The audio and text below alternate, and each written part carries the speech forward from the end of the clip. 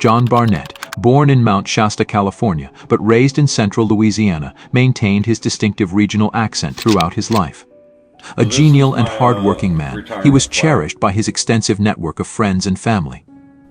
For 25 years, from 1985 to 2010, he worked at Boeing's main plant in Everett, Washington. However, in 2010, he transferred to the newly opened Boeing plant in Charleston, South Carolina, eager to be closer to family and share his expertise with the local workforce. This move coincided with the advent of the Boeing 787 Dreamliner, a revolutionary aircraft poised to transform air travel with its innovative design, fuel efficiency, and advanced technology. John, with his extensive experience in aircraft building, saw the opportunity to contribute to this groundbreaking project firsthand. Rising through the ranks to become a multifamily quality manager, John was deeply committed to ensuring the safety and excellence of the Dreamliner production process. He was respected for his attention to detail and dedication to his team. Married to fellow Boeing employee Diane Johnson, John enjoyed racing cars and was affectionately known as Swampy by his teammates, a nod to his Louisiana roots. Despite his seemingly fulfilling life, his unexpected death in March 2024, initially ruled as self-inflicted, has left many questioning what could have led to such a tragic end for a man so cherished and accomplished. John Barnett's transition to Boeing's South Carolina plant brought unforeseen challenges. Initially lauded as cutting-edge, the North Charleston factory's production of the 787 Dreamliner faced scrutiny for compromising safety due to shoddy practices and inadequate oversight. Coming from a safety-oriented environment in Everett, Washington, John encountered systemic issues that prioritized deadlines and cost over safety standards.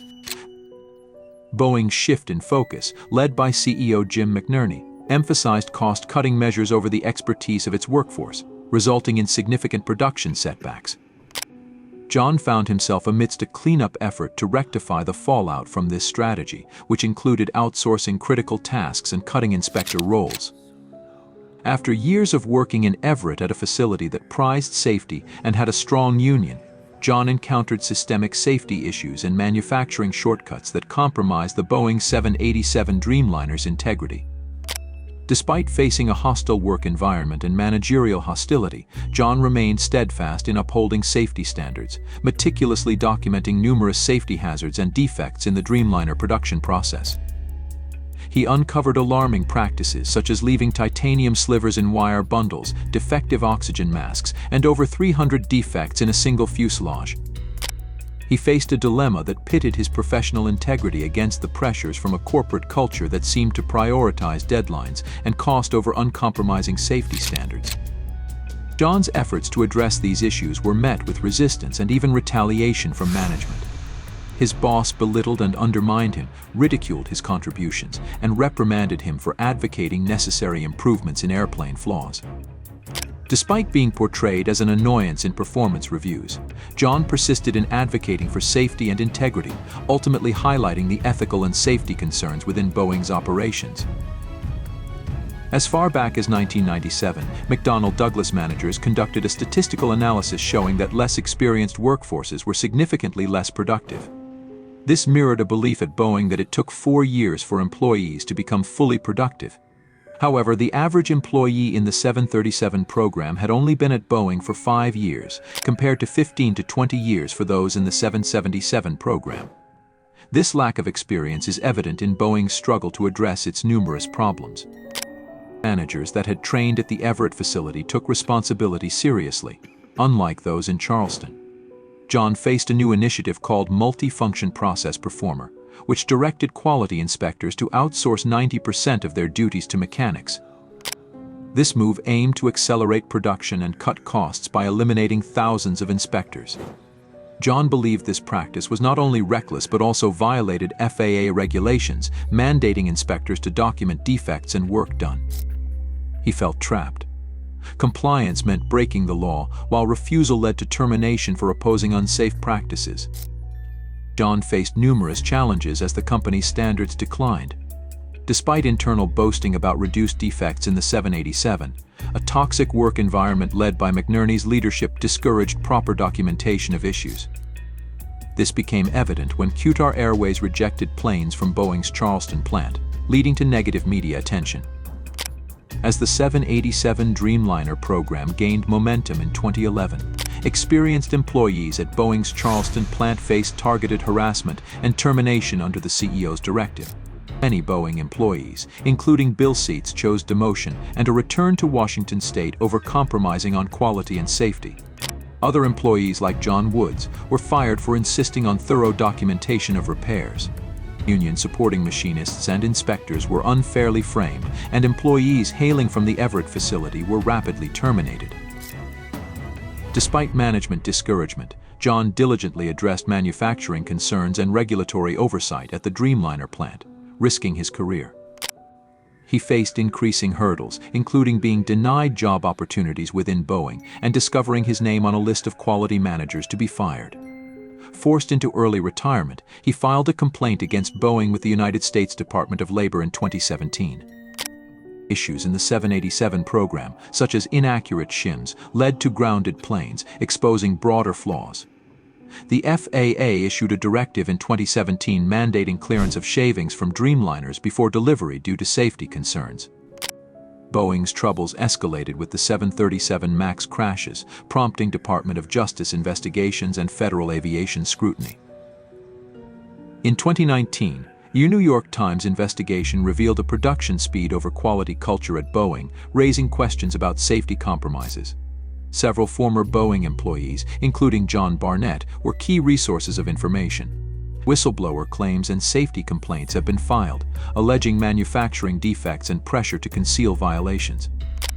Concerns about safety, coupled with the 737 MAX crisis, indicated systemic issues within Boeing, leading regulators and lawmakers to scrutinize the company's priorities and safety practices.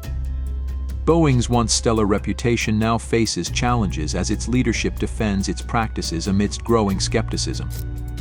In his whistleblower documents and interviews with the New York Times, Barnett asserted that he repeatedly raised concerns about metal shavings near flight control wires to his superiors, but was rebuffed and subsequently reassigned within the plant. Emphasizing the crucial role of quality managers like himself, Barnett continuously stressed the need to catch defects before aircraft are released.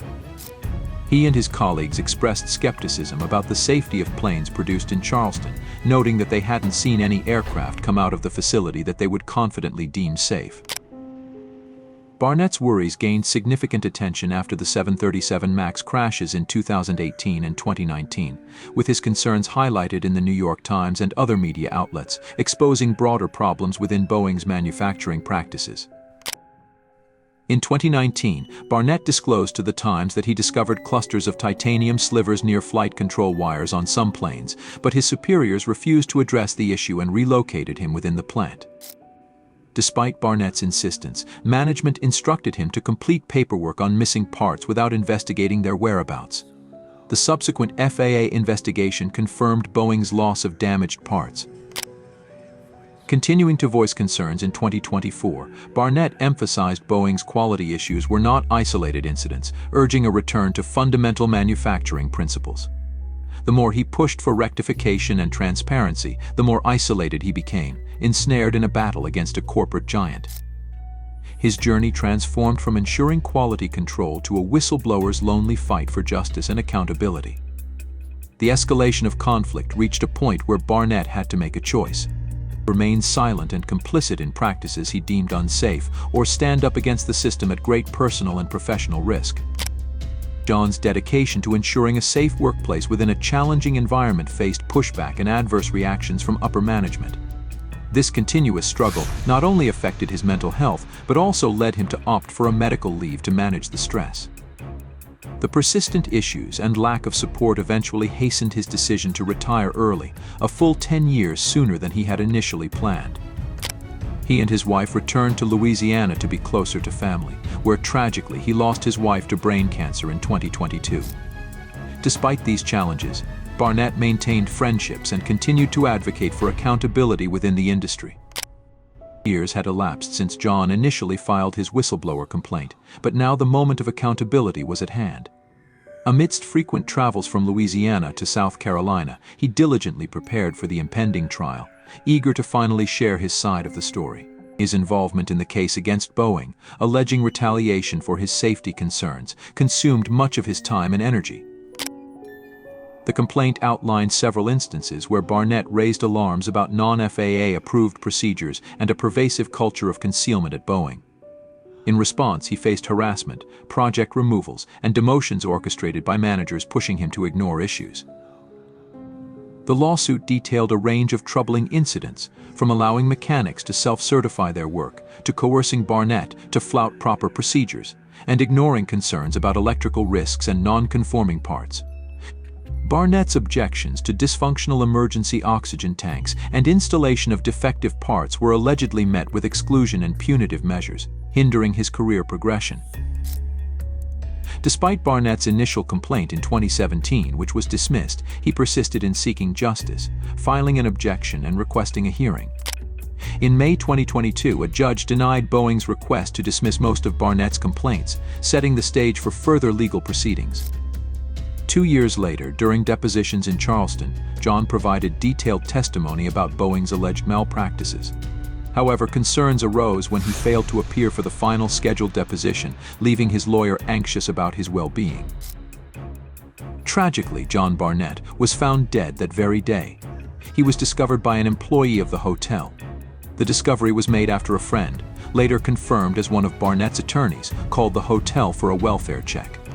After checking his room and not getting a response from their knocking, hotel employees decided to check the parking lot for his truck. He was found in his vehicle outside the Holiday Inn where he had been staying. The employee called 911 immediately and described John as not moving. Police later said that John had a silver handgun in his right hand with his finger on the trigger. The Charleston County coroner confirmed Barnett's death, stating that he died from what appears to be a self-inflicted gunshot wound. It's also been reported that there was a piece of paper resembling a note in his vehicle. Authorities are investigating the circumstances of his death. Barnett's family and attorneys have expressed shock and disbelief, stating that there were no indications he would take his own life. Barnett's attorneys emphasized that he was in very good spirits and looking forward to moving on from the legal battle. Barnett had worked at Boeing for 32 years and had raised concerns about safety practices. He alleged a decline in manufacturing standards, claiming that Boeing had pressured workers not to document defects and had retaliated against him for raising concerns. In an interview with Ralph Nader in 2019, Barnett said, "It's taken a serious mental and emotional toll on me," referring to his whistleblowing efforts. He added, "But the safety of the airplanes rolling off the production line remains my main focus." Barnett's lawsuit against Boeing was set to move forward, with the discovery phase of the investigation ongoing. His family attributed his declining health to the stresses of the hostile work environment at Boeing. Barnett's attorneys and family expressed hope that the lawsuit would force Boeing to change its culture. They highlighted his commitment to seeking justice, with his family stating he was looking forward to having his day in court. Boeing expressed sadness over Barnett's passing, while Charleston police continue to investigate the case. Barnett's attorneys and family called for a thorough investigation into his death, emphasizing his commitment to seeking justice and bringing about cultural change within Boeing. The investigation remains ongoing as authorities await a formal cause of death. As the investigation into John's untimely death unfolds, a shroud of ominous silence blankets the unfolding narrative. Sparse details trickle out, leaving a void of clarity in their wake. Whispers murmur of a calculated media blackout veiling the truth, casting shadows over the once vibrant tale. In the aftermath, amongst John's inner circle, unease brews like a gathering storm. Friends, with trembling voices, speak of a man whose spirit was indomitable, whose resolve was unyielding. They share whispered recollections of his solemn vow, a chilling premonition that echoed through the corridors of their memories. John had stated, "If anything should happen to me, it won't have been an accident." In the eerie silence that follows his passing, doubts linger like specters in the night, haunting the fringes of perception. What secrets lie buried beneath the surface? What darkness lurks behind the facade of tragedy? As the tendrils of speculation entwine with the tendrils of grief, a foreboding sense of unease settles over those left to ponder the enigma of John's demise. Following Barnett's passing, Turkowitz disclosed that his client had been deeply impacted by his tumultuous experiences at Boeing, which had severely affected his mental and emotional well-being. Despite the tragic turn of events, Barnett's pursuit of justice persisted, with a trial scheduled for June looming ahead. Turkowitz committed to continuing the legal battle on behalf of Barnett's grieving family, highlighting Barnett's fervent hope that his actions would instigate positive change within the aviation industry. Barnett's mother, Vicky Stokes, expressed sorrow over how the stress of his time at Boeing had visibly aged him, emphasizing the profound toll of his whistleblowing ordeal. Additionally, Barnett himself had admitted in a January interview that his confidence in flying had been shattered by the troubling realities he had uncovered at Boeing, lamenting the company's departure from its once exemplary standards. In the aftermath of Barnett's tragic death, doubts arose about the circumstances surrounding it. Friends and colleagues expressed disbelief at the idea of Barnett taking his own life, citing his apparent resilience in adversity. Moreover, peculiar details emerged, such as the absence of any overt signs of distress on the night of his passing, noted by a hotel employee. Law enforcement authorities meticulously examined evidence, including the unusual step of fingerprinting the interior of Barnett's vehicle, as they diligently sought to unravel the mystery surrounding his death. At the core of Barnett's actions lay a deep-seated belief in the value of human life and the moral obligation of those in authority to safeguard it. He was driven by an unwavering conviction that safety should never be sacrificed for convenience or profit, prompting him to speak out in defense of the flying public and uphold his moral principles. His story prompts profound reflection on the nature of integrity, the courage required to confront uncomfortable truths, and the intricate interplay between corporate interests and ethical duties. Through Barnett's journey, readers are invited to ponder the essence of acting rightly in the face of formidable opposition and the emotional toll it exacts on those who choose such a path.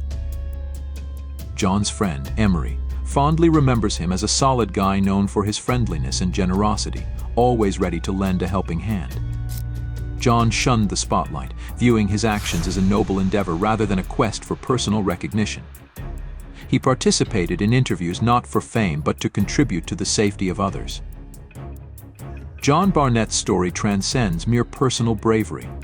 It serves as a reflection of the broader ethical challenges and dilemmas encountered in the pursuit of balancing progress with principles, a theme as pertinent in the skies as it is on the ground. Now, we want to hear from you. What do you think about this case? Subscribe now for updates. Can't wait for more? Click the link above to learn about the horrific murder of a family taken at the hands of a child in the deadly retreat. Stay curious, stay connected. Stay with Reely Unreal.